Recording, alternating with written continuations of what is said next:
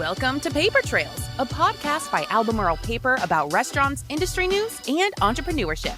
Hosted by Nick Kalogeromitros. Each episode features insights from industry leaders, business owners, and experts sharing what it takes to grow and succeed. What's going on, guys? How are you? Welcome back to the Paper Trails podcast. My name is Nick Kalogeromitros, and I have a good friend of mine, Tony Salerno, with Max Feed Shop. And this is Season 3, Episode 6. And so excited to have Tony on to talk about your background, your history, how you got into hospitality, restaurants, and then obviously Max Feed Shop, who you are now the president of, and you've been for a little while? Yeah, 3.5 years now. 3.5 years at Max, and what all they got going on. If you guys have not heard of them, you guys definitely want to check them out. And so they're all over the place, a lot of locations, Greenville, Raleigh, Fayetteville, all over Charlotte, and so it's a staple. I think you guys just celebrated 20 years here? Max Feed Shop just celebrated 20 years this past May. We've got a partnership with Carolina Barbecue Festival and doing a pig picking right here on Sunday at the original, the OG here in Charlotte on South End. Yeah. Love it, love it. Okay, well, Tony, thanks for being a guest on the pod. So let's talk a little bit about how you got into restaurants. Give me a little bit, or where are you from? Are you from this? Are you from? I grew up, a little bit in D.C., Baltimore area, a little bit in Jersey. Spent summers with my dad and went to school in the Baltimore, Washington area. But when I first was able to get a work permit, I ride my bike up to a local hotel and scrub dishes on the weekend. In D.C.? It's called Laurel, Maryland, PG County, right between D.C. and Baltimore. So really close to a hotel at the time that was near the house, and I started washing dishes at 14. And so first job in restaurants was dishwasher? Yeah, scrubbing pots and pans on the weekend after the buffets. When the hotel would finish up with a buffet, I'd come up and scrub pots and pans. So.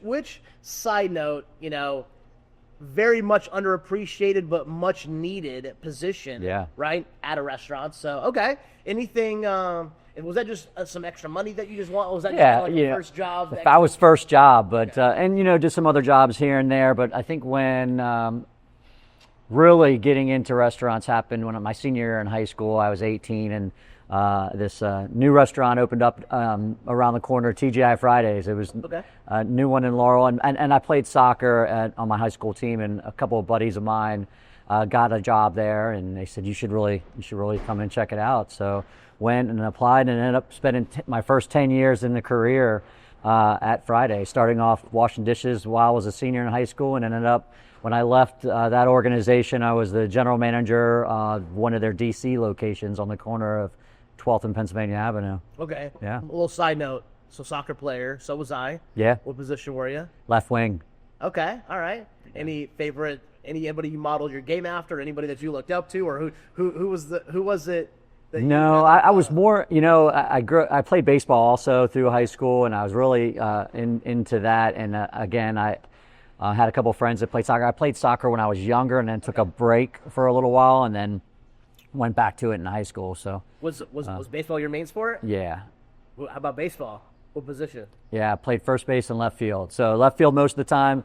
When my buddy would go in and pitch, I'd take over his position on first base. And who do you pull for? Orioles? Yeah, well, with growing up with my father in New Jersey and in Maryland, it was weird because they're rivals. But Yankees was my team from my father's side, and growing up in Baltimore, right outside of Baltimore, going to Orioles games was fun. So even though they were national rivals, it was I liked watching both. As a fan of both, fan of the sport. True. Just a little side note. My first game was maybe 4 years ago in Baltimore, Orioles-Braves, the year the Braves won it. Whatever it was 4 years ago. So, and I've been at one other game, with the Cubs game 6 months ago. But anyway. Nice. So, all right, so 10 years at TGI Fridays. Give us some things that you learned in that tenure, because you started from the bottom, literally. Washing dishes, worked your way up to general manager.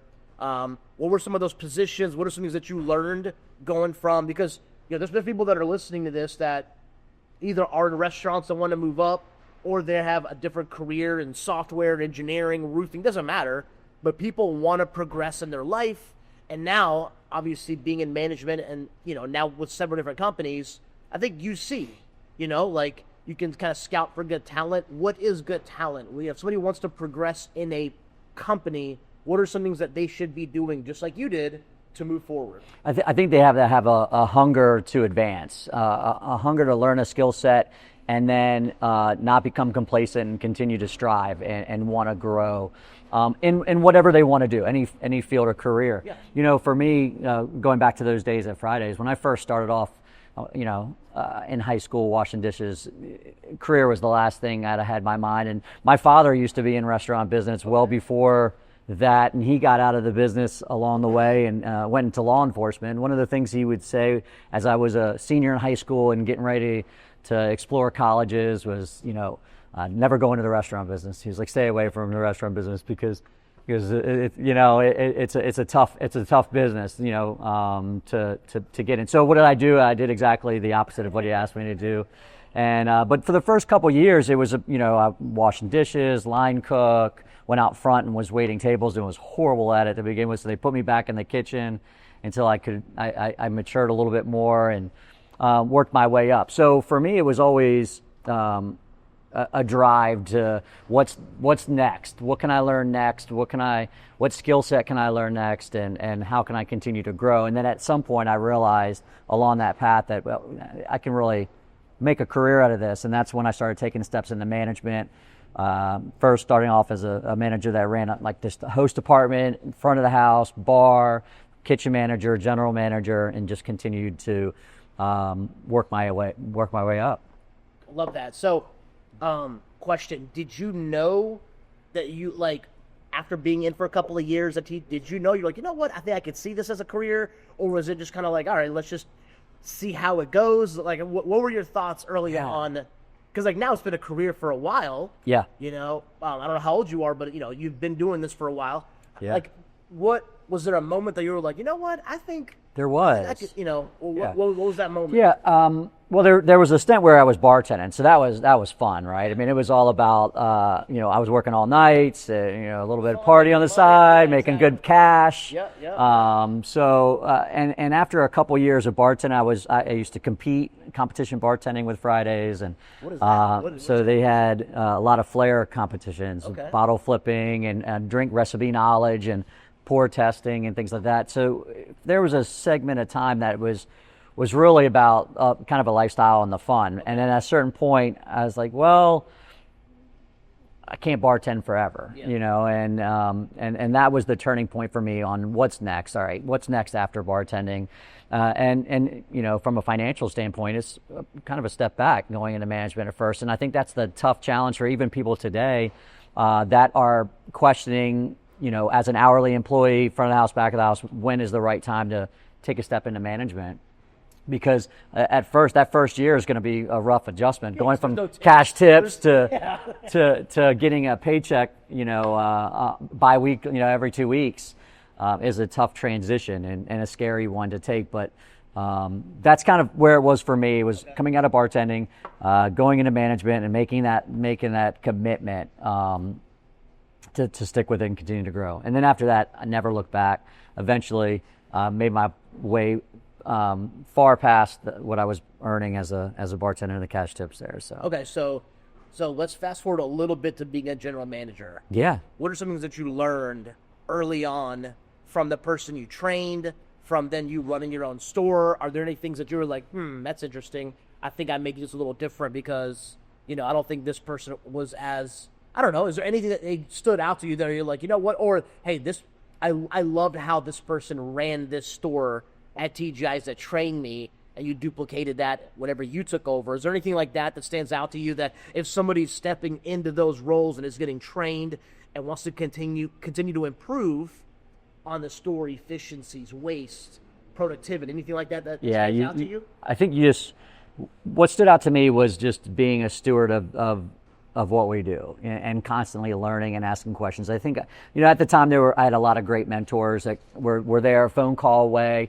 But you got to stumble a couple of times on your own and learn from those mistakes. And I was really young going into being a general manager of a multi-million-dollar business in the middle of downtown DC, right? But taking those risks and saying, "Yep, I'm ready," when maybe you weren't quite as ready, right? And so I think the lesson learned for me in that part of my career path was, say yes and then figure it out and study hard. And really get after it. I think is like a good success tip to anybody. Yeah, right? So many times people will like, I don't know if I'm ready yet, or I'm a little hesitant, or they start listening to those self-limiting beliefs within their own mind, and they don't take those chances or take those risks. Whether it's an entrepreneur or someone moving up, the chain, moving up in their career within a certain organization. So. Not listening to that and believing in yourself and then going out there and knowing that you have a good, there's a lot of people out there that have been through that. Reach out, ask questions. Yeah. Two things that I love that you said. One, have a mentor. I love that. I am all for finding somebody that is in life where you want to be and then ask them questions, man. Like, I mean, what do they say? Wisdom is learning from other people's experiences and failures. And so you don't, I mean, now you'll have to make some no matter what. There's no way you can eliminate it, but I love having the right people in your corner. So I love that. And then number two, you're never going to be fully ready for anything. Right. I don't care, I want to start a landscape business on the side. I want to do a podcast. I want to, I don't care, a health journey, marriage, kids. I'm not even there yet, but I know like there is just blind faith that, all right, let's just do it. Yeah. Let's just step in, take that, that next couple of steps. So I love that because I think that's a lesson that anybody can learn and strive for and push forward. Okay, so, all right, anything else there at TJ Fridays that you want to mention about learning or anything like that? No, that was a great foundation. I mean, 10 years with that organization, I loved everything that they prepared me for. And when it was after 10 years of working there, really, I took the knowledge from that and said, okay, this is the only restaurant concept I've ever really worked for, aside from the hotel scrubbing pots and pans. But so I took it out there, and I still had that aspiration and aspired to grow into a multi-unit. Now I'm a general manager in DC with Fridays, and I didn't feel like that was going to go much further for me. Sure. Huge organization. Sure. So at that point, started looking, and an old mentor of mine had made the move away from Fridays and went to Red Robin, which at the time was expanding to the East Coast. So that was 93. No, that was 2003. So 93 to 2003, I was with at Fridays, and then 2003 I moved on to Red Robin. Correct me if I'm wrong, because I may be wrong, I don't know, but those were probably 10 growing years for TJ Fridays, wasn't it? Like that. I think the first half was, and then I think things started to stabilize there, and then we started getting into remodeling and doing things a little bit differently on the tail end of that, but very strong. Still, the 90s wwere strong for that organization. Okay, so 03 Red Robin. Yeah. How was that? What position were you in? Yeah, I moved over. I lateral move into a general manager role. Okay. I knew it was a growing company. There were only a couple on the East Coast. It was coming from the West, moving its way east and growth. So this was right outside of DC. Gaithersburg, Maryland was one of the locations. Annapolis, Maryland, they had a location, and then I think somewhere in Northern Virginia. But it was a growing brand, and it was coming to this side. So I saw the opportunity to get in, take what I've learned at Fridays, and then apply that at Red Robin. So I went in as a general manager, ended up moving to North Carolina. That's what got me to North Carolina, because this market was opening down in North Carolina, and opened up Wilmington in 2004. So got in at 2003, worked in the DC market until growth expansion happened. So opened up Wilmington, opened up Raleigh, and then moved into a multi-unit position. My first multi-unit career position was with Red Robin. Okay, so GM TGI Fridays to GM Red Robin. Yeah. What are you learning? Different companies, different organizations, different leadership, different styles. Anything you're learning off the bat that you're like, oh, that's interesting. I like that. Anything like that you took? I think when I first became a GM and was working in DC, I was controlling everything, just I was there all the time. I was controlling everything. Delegation wasn't something that came easy. I had my hands in all of it, and so moving to Red Robin, I've realized as we were going through a new store opening, and I had done hourly new store openings as a bar trainer for Fridays, so I was accustomed to openings, but coming down and opening from the ground up and working through construction, the headaches with that, and building out a team in a state that didn't have any Red Robins before we moved down. So you pull from anybody? No, I got my AGM. We brought him from Denver, Colorado. A couple of people came with me from the Maryland market. We hired one manager locally in Wilmington that had run restaurants there before to help get us rolling. But you're bringing a concept into an area that doesn't know what it is. So.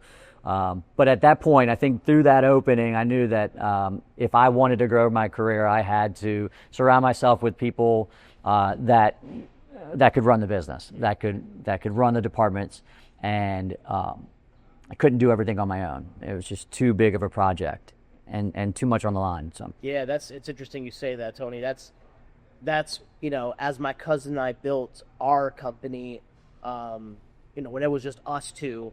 16 years ago, 22 and 18 years old, and we didn't know anything. I mean, how much can anybody know at 22 and 18? Yeah. And as you scale a business and you're getting 3, 4, 5, 8, 10 employees, you realize that quick.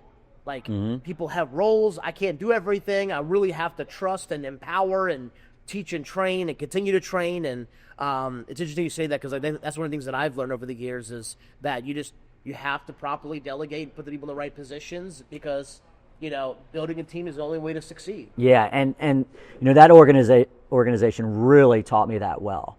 When at this point I'm looking at how I know it's a growing brand, I know what the vision it looks like, and how do I be a part? How can I become a part of that? And it wasn't going to be by trying to do everything myself. I had to create succession plans.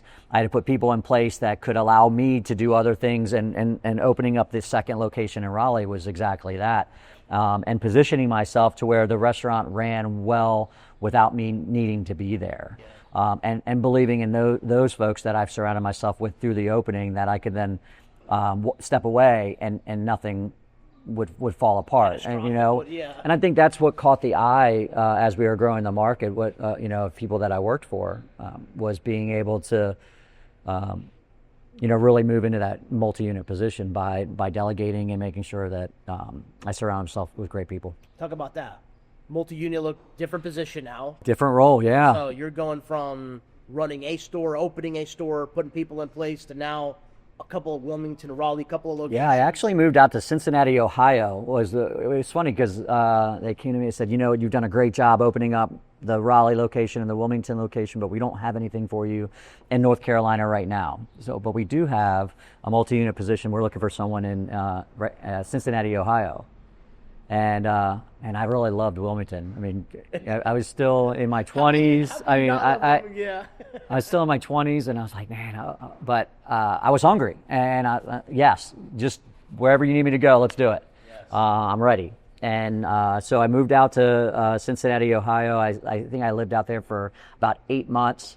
And then, fate had it where it brought me back. We continued to expand the North Carolina market, building 2 more locations out here. I think it was, the one over in Ballantyne and the one on Harris Boulevard for Red Robin. And now there's a market, right? I ended up moving back. And at that point, that's what got me to Raleigh. Is they're like, okay, you're going to go back to North Carolina, but you can't go back to Wilmington. It's too far on the East Coast. We need you to be centralized, so find something in Raleigh. Yeah. So that's what brought me back, and at that point, continue to run that. But yeah, the big part about multi-unit leadership, and again, having people that you trust in each one of those locations at the general manager level, good communication, two-way communication was key in that success and in that growth period. I was going to ask, I mean, it sounded like Red Robin was scaling pretty quick. We did for 2 years back to back. We opened 52 restaurants a year for 2 years in a row. Boom, boom.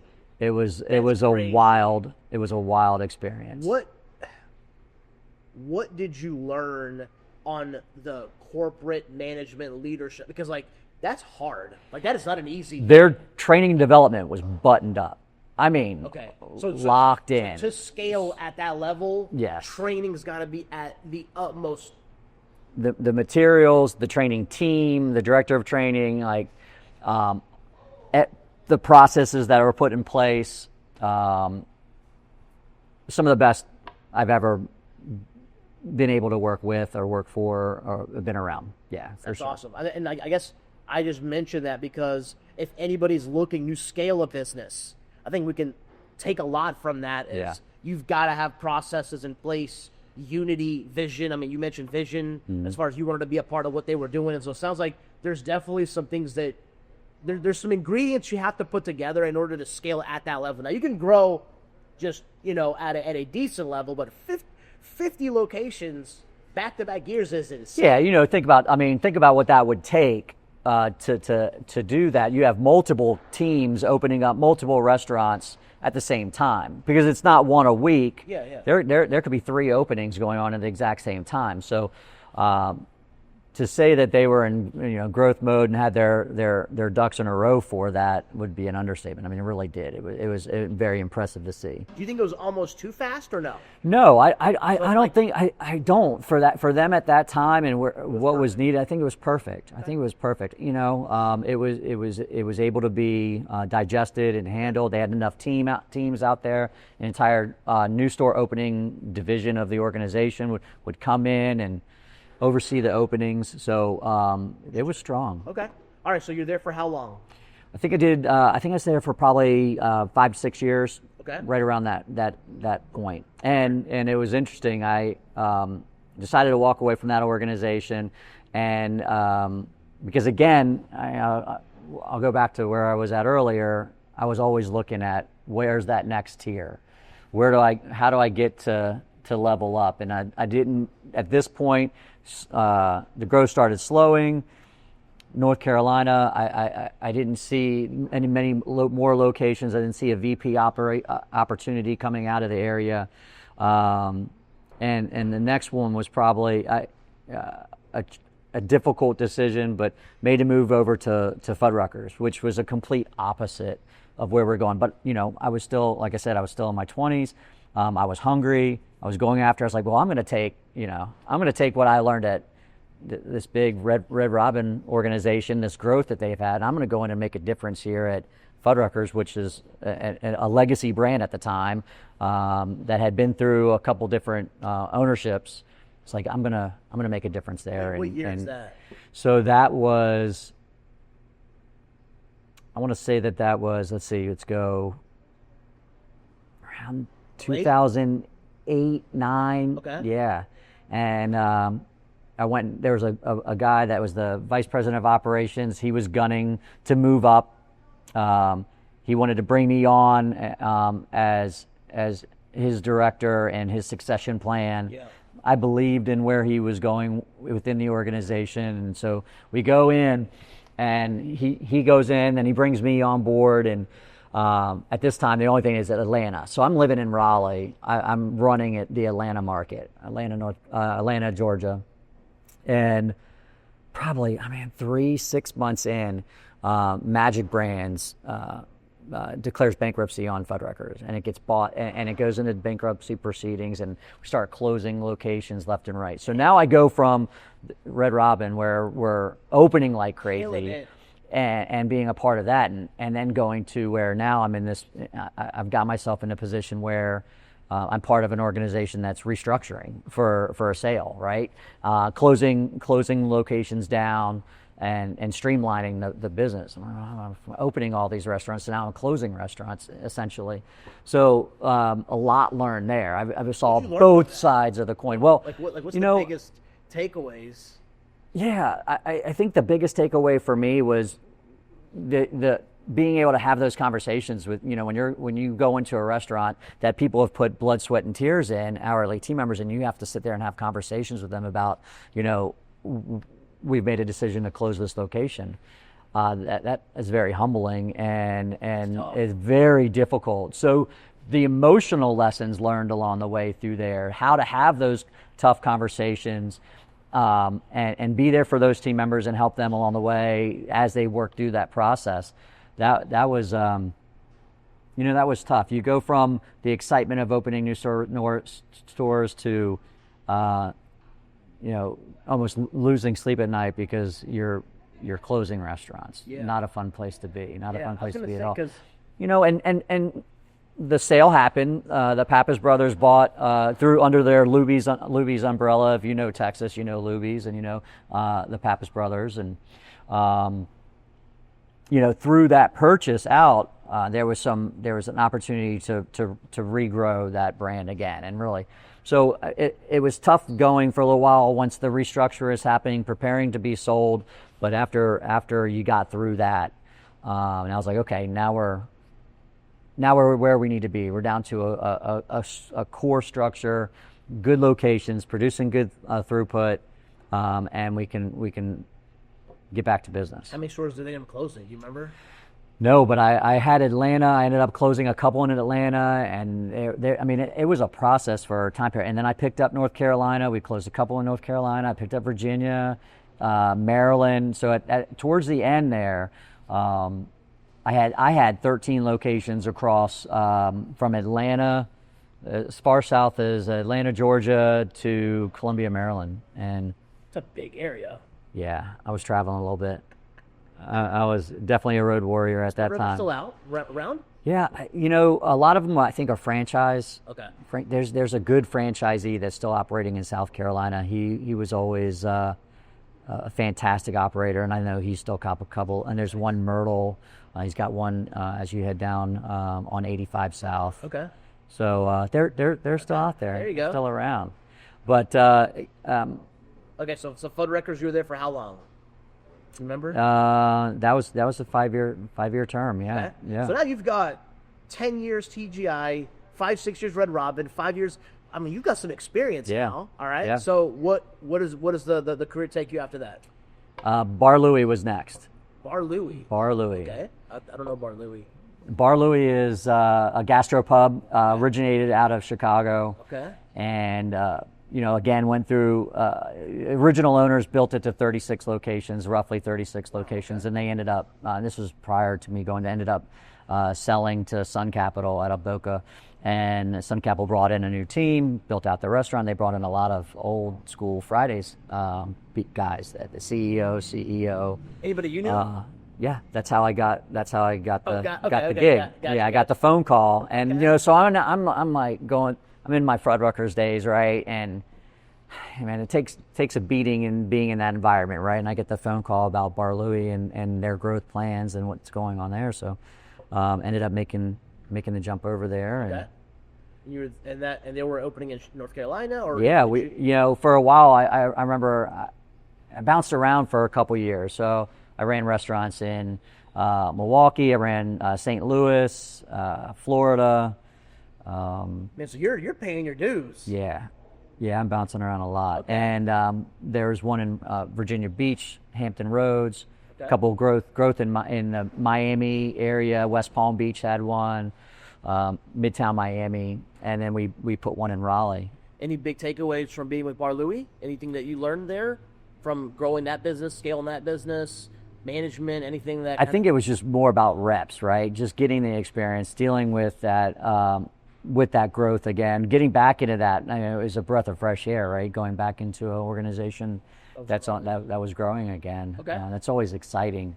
But that there you didn't have you didn't have as many like Red Robin, big company, right? A lot of restaurants, and the markets that they went in, they fill up pretty quickly. We might. At Bar Louie, you got one in Raleigh, you got one in Hampton Roads, Virginia, you got one in Tampa, and one in Miami. So a little bit more spread out, and so getting to them. So the lesson learned there was really being able to manage from afar, right? Manage those businesses where you may only get to them once a month, once every 6 to 8 weeks.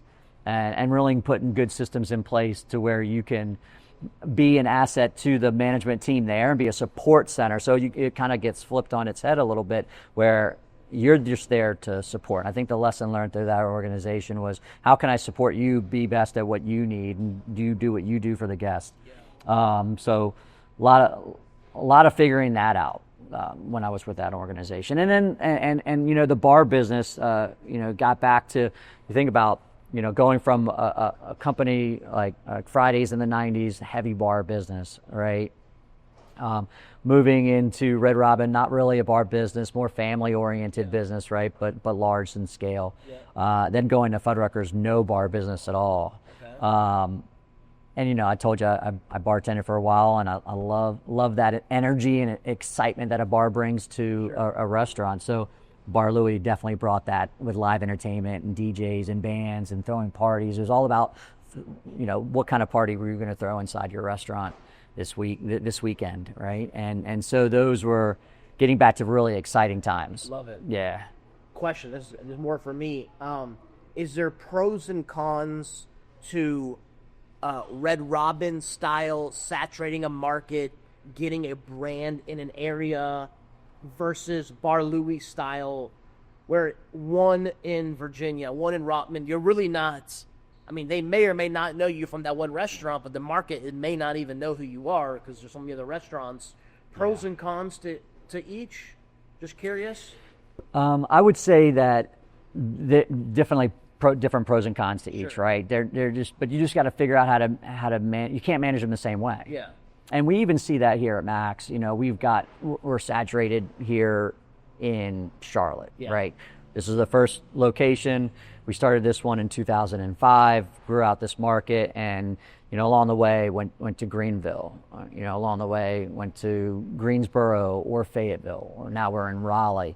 And as you go into those markets, they don't know you like Charlotte knows you. Sure. So really that grassroots marketing inside the four walls when they do come in, that guest focus piece is so critical. Shaking hands, kissing babies, getting to know the community, being a part of the community. You can't take it for granted that you're, even when we went into Raleigh most recently, you kind of look at that and you go, oh, we're Max Speed Shop. We're from Charlotte. We've been around for 20 years. Of course, everybody knows who we are and what we do. And it's just that's not the reality, right? So you got to take that experience and go in as if it's your first and build it from the bottom up, you know? Yeah, that makes sense, actually. And so Bar Louie was that same way. They were born out of Chicago and grew, and then they had East Coast, West Coast, all over. I think we got up to, from that 36, my time that we were there, we went from 36 to 110, 115 in the time that I was there. And then it continued to grow, right? So again, strong team, strong growth plan in that company. But yeah, as you go through each and you drop into a place like Hampton Roads or Briar Creek, not taking where you were at or where you're at as the corporate office is considered, not taking that for granted and thinking that everyone's going to know who you are, because you just looked at me when I said Bar Louie and you're like, I had no idea. I don't know. And there used to be one on University right outside the Hilton there. Wow. Okay. Yeah. That's a lot of 100 plus locations. That's a big business. Yeah. So, okay, great. All right. So Bar Louie, you were there for a number of years? Yeah. Again, that was right around that 5-year mark. Okay. At that point, I met my wife. We just had two children. My daughter was born first, and 11 months later, my son was born. And I'm with Bar Louie, and I'm on a plane every week, and I'm going all over the place. Right. I've got restaurants from Virginia all through all through Florida. Right. And I remember coming home and my wife's sitting there and she's just looking at me she's got my daughter's running around, little toddler, and she's got my son in her hand, and I can tell that just the weight of me being away was not good. It was not good for the family. So that's when I started looking, and I loved again, being back in the bar business with Bar Louie, I loved where we were at, and I saw the growth potential with that organization as well at the time, and I loved the leadership that sat at the top of that organization. But that's when I had to start looking in the mirror and going, where do I need to be for my family? And that's not on a plane. That's not traveling all over the southeast of the United States. So at that point, I started looking and started to have some conversations with the folks at LM Restaurants, and ended up joining that team and running the Carolina Ale House. Started off as a beverage director, taking my bar experience from Bar Louie and my old Fridays experience, and turned that into a career with LM Restaurants and running their beverage program to start, and then took over operations. And then by the time I left, I was there for 6 years. By the time I left, I ran the Carolina Ale House side of the portfolio for LM Restaurants. How many restaurants was that? 30 at the time. We had 30. 21 were corporate locations, 9 franchise locations in South Carolina. Okay, nice. Yeah. Any big takeaways there from Carolina Ale House? Yeah, well, that was where, we that was my COVID years, right? That was going through COVID. So a lot of lessons learned through that. Understanding what you truly need to operate in that environment. How can you evolve and adapt and still stay desirable when there's no one sitting in dining rooms, or once dining rooms open back up, being 6 feet apart, and going from a sports bar to where you gotta mark out so many feet between patrons sitting at a bar. Just a lot there, right? But that was where I really got the opportunity to add layers underneath of me between the stores, and really take my first chances at running an organization or a brand, and so continue to focus on training and development of people, surrounding myself with people that were smarter than me many times, right? It's about who you can bring around and surround yourself with, and then give them the runway and give them the freedom to try things and do things and succeed, right? Or learn from their mistakes, like we talked about earlier. Love that. Okay, so Ale House for a number of years. Yeah. So there was the gentleman that used to run the signature side of their portfolio. So LM Restaurants has 2 sides. They have a signature side portfolio, which has Oceanic, Blue Water, Henry's, Vidrio, some other things. And then there's the Carolina Ale side of the portfolio. So I was on the Carolina Ale, and my peer partner on the other side, he ended up leaving a couple years, right before, in like 2019, right before COVID hit. He ended up leaving, and he's like, I'm going to go to Charlotte and run Max Weekend. I'm still in Raleigh, and I'm running Carolina Ale House, and I'm, great working with you. Best of luck. And he came out here, and we both had to deal with our own things as we worked through COVID in 2020, 2021, and by the end of 2021, he gave me a call and he said, I want you to join the team over here, and we've got growth. We've been around for, at the time, 18 years. We're growing this brand. We also have Southbound, which is our sister concept right next door to Max. Yep. And so I started talking to him and decided that it was time for me to move on from LM and come with Max. And I took a position as the vice president of operations. He was focusing on growth and acquiring new locations, and I oversaw operations.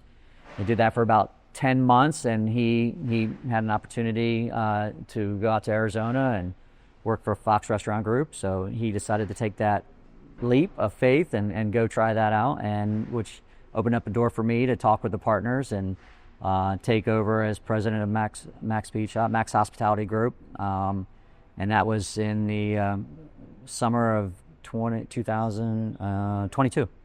Okay, so yeah. Like you said, 3+ years. Yeah. All right. So people that don't know Max, let's talk a little about the brand, the food. Give us a little insight real fast on, because I've been here plenty of times, right? Yeah. The wing, Concord Mills is my closest location, Salt right. where I live. But the wings are phenomenal. The food, the whole thing is awesome. Burgers, Give us a little bit of the brand, the food, a little insight. Yeah, Max Beach Shop, born out of the idea of a biker bar, right? With 5 partners who, wanted a cool place in Charlotte to hang out, ride motorcycles, loud, great food, great beer selection, and they used to take weekend rides down to Merle's Inlet and go to a legendary biker bar down there, and I think got to a point where they said, you know what, let's do something. Here. Let's pull our money together and do something. And they didn't have really a restaurant bone in their body, but they have connections in the Charlotte market. So they found a location here. This one right we're sitting in. It's an old garage that was getting ready that was up for sale. South End is if you were here 20 years ago, you didn't have all these condos around, and it wasn't this. Some may say you might be crazy to put a biker bar in South End Charlotte, but the guys did it. They put it together. They had some friends in the organization that helped them with the food program, but they just had a vision for fun, a vision for excitement, loud, and decided to do barbecue. Felt like there was a need at the time in Charlotte to have some really good quality barbecue, but also kind of overlap that and with a bar. Most barbecue places you go to are just that, very red and white checker cloth tablecloths, and probably not a good beer selection, if any at all. Sweet tea was the closest thing you got to, a beverage, an adult beverage, and so there was this need there, and they ended up opening up the first one here in South End, and grew a couple more, and then really saw that they had something to provide, and I think the way Max fits into each community. Every location's different. None of them are exactly built the same. If you've been to Concord Mills, it's completely different than the original here. And they all have their own personality and all take on the building and the community. But it is about, core hospitality, Southern hospitality, great kitchen, great food that we do not compromise on quality. We smoke every single night, brisket, pork every day, chicken and ribs is done in-house at every location, and really about putting out great food. We have 30 tap handles on tap. We have the sports package for football. So it's this mix between this Southern barbecue, extensive bar program, mixed with this sports bar vibe. So there's nothing like it. There really, truly is not. And it mixes people of all walks of life. One of the sayings we have is blue collar, white collar, no collar. It doesn't matter. Everyone's welcome at Max. And you can walk into lunch in South Boulevard or go to dinner at Steel Creek, and you see that. You see all these different cultures mixing and combining over having a great time. Yeah. Watching a game, drinking a good beer off tap, or having a great cocktail made from scratch, or enjoying some of the barbecue that was just smoked for 14 to 16 hours overnight, and in-house. So that's Max. Here we are 20 years later. We've got 9 locations, one in construction on the way, with one more planned after that. So it's exciting. I love that. And just, my take on it real fast. Being in the restaurant, service distribution for 16 years, you would think like a bar is not synonymous with there's bar food. It's not like high quality food. Right. I love that you guys have a good quality food. Yeah. I have on many occasions bring 5, 8, 10 people, friends of mine, to the Concord Mills location when we have dinner. It's not this is a regular thing, So, but yeah, I love that. And then I also love that you guys invest in education and training. Just earlier this year, we went on a little, retreat conference with all the GMs, and I love that. Your corporate office was there. Yeah. You guys had people come in, training, education, at the highest level. What are we talking about? Make sure we're unified. I love that. I think that says a lot about your leadership and what you're trying to build with with each location and the mindset moving forward. So which I mean, as we've learned, like that's important. The Yeah. vision, the education, the training, if you want to scale a business, which you guys are. So I love that. Okay, any last thoughts on? Yeah, we continue to sharpen the squad. We just went down to, it was myself, a couple directors, training director, culinary director, hospitality director, head of my commissary. We all 5 of us went down into the middle of Georgia and went to Myron Mixon's barbecue school for a weekend. And we went down there, we cooked a whole hog with Myron Mixon, who was if you look him up, famous 5-time world champion for whole hog and barbecue. So we went to his school at his little ranch down there in Georgia, Unadilla, Georgia. So if you've ever been there, it's a great place. But to experience his style and how he brings and just to kind of sharpen our skill set, right? And make sure, are there any things that we can take away? So continuing to reinvest in ourselves and not get comfortable with status quo. Always ask yourself, are we doing it better than anybody else? Are we doing the best that we can? And is there a way to do this, whatever it may be, a little bit better, whether it is tableside hospitality, our greets at the front door, our cocktail program at the bar, how we're smoking our brisket or how we're smoking our pork overnight, all of those things, constantly asking the question and never becoming complacent. I think that's critical. I love that. And I think, listen, iron sharpens iron. You got to get around people that are better at what you do so you can become better. Yeah. Like that. So I love that. Okay. Parting thoughts. Any last thoughts on you succeeding in this endeavor and insights that you can give to anybody else that wants to win at the highest level? So somebody that wants to be a president of a company, somebody that wants to be an executive, somebody that wants to be a director, somebody that wants to maybe own their own business. What are a couple of points, thoughts, suggestions that you would give them if you're talking to somebody right now that is early in their career, they're frustrated, they're flat, they're like 2025 has not been my year, but I want to make sure I finish strong and go into the net. What would you tell them? I'd say always bet on yourself. Don't be afraid to put yourself out there for fear of I'm not quite sure, I'm not quite ready. Always bet on yourself. Put yourself out there. Put yourself in uncomfortable positions, uncomfortable places. I think that's extremely important. And then always self-reflect. Always challenge yourself. Like I just ended with on that last story. You always have to challenge yourself and take a look in the mirror and say, can this be done better? Let's not be complacent. I think if you do those 2 things, you put yourself out there, and even if it does feel uncomfortable, start getting comfortable with uncomfortable. And then as you're going through that process, whatever level you're at, reflect back and say, how do I think I'm doing? How can I become better? How can we become better? How can we do this better? So that's what I would say. Love that. Yeah. Well, love that. Max Speed Shop. If you guys have not stopped by any of their locations, they are throughout Mooresville, Concord Mills, Steel Creek, South End. Matthews, Fayetteville. We're all over the place. Yeah. So follow their socials. Go stop by their locations. And so we got season 3, episode 6 in the books. Thank you, Tony, for being a guest on the podcast. Appreciate it. And we'll see you guys in the next episode.